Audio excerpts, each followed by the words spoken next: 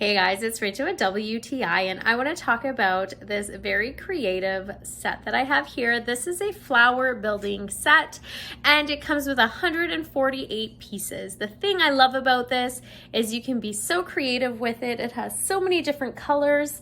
You have different size flowers as well, large, medium, and small. The base is cool. It's like a puzzle, so you can put it whatever way you want. It can go in a circle, it can go zigzag. You can just be creative and do whatever you want. This is what I love about it.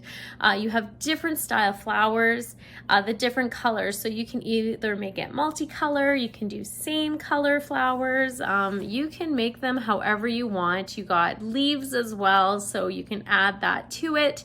I love that you can do so many different designs. It's something that's fun. The size of them is really good too, so younger children are able to use this, which I love. So you can get creative and you can have fun and just build, which is one of the bonuses about this. Kids love to use their imagination, and that's one thing I really love about this, and that's just my point of view.